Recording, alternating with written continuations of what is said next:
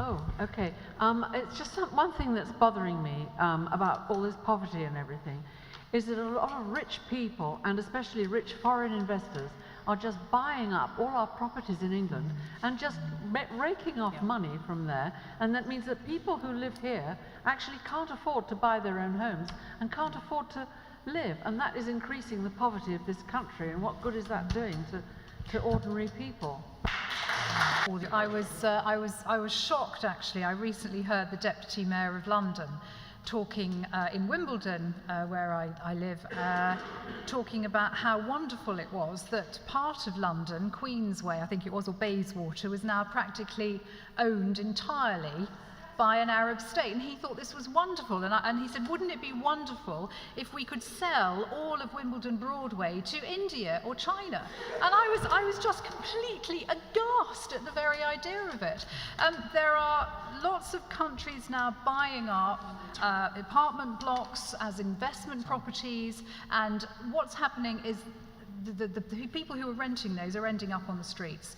And when I was a councillor in the London Borough of Merton, the #1 cause of homelessness was the ending of private tenancies. And I'm absolutely with you. I'm convinced that part of the problem is because we've got foreign investors buying up. They don't have the emotional and social investment in the country, and you know, the social services in this country are ending up having to pick up the pieces. It's wrong.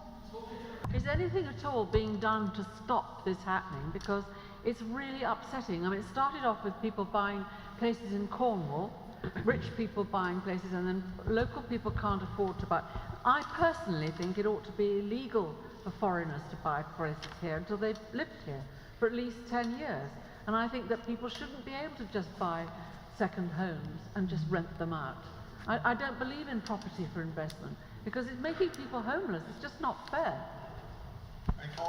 Well, first of all, what can we do about it? And here I think there's a different coalition around the issue of the £2 million sort of mansion tax, as it's been dubbed, as in people who, with properties that are worth £2 million or more, having to make a more substantial contribution. And I think this is where there is a difference of opinion between the two coalition partners in terms of how do we finish addressing the budget deficit. And I think the Conservative Party wants to do that by, I think, making further cuts.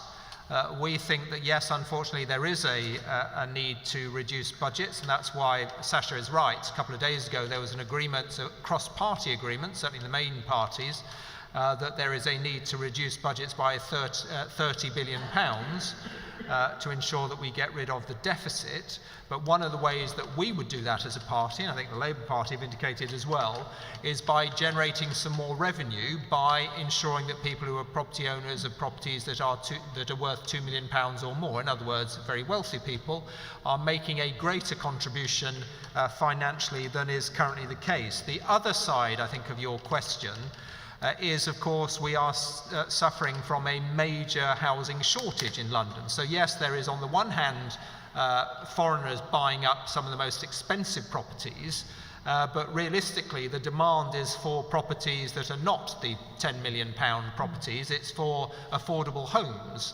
And that's why certainly we have plans which would see something like 270,000 new affordable homes built in London. How would that be done? That would be done, for instance, by using the land that the mayor has more effectively, whether it's Transport for London, the GLA, the land that they have that could be brought into use, and various other measures to boost the availability of housing, because that is the fundamental problem, the problem that I see in my surgery every week. It's young people, it's families who cannot afford to buy any properties, and that is partly because there is a shortage of supply.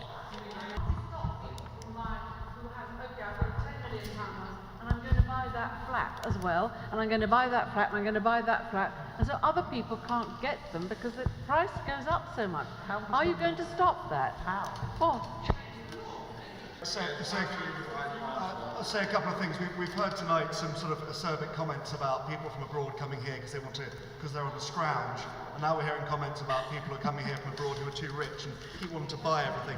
I think it is wonderful that wealthy, successful people come to London, that they are wealth creators, that we have a very thriving financial services industry in London.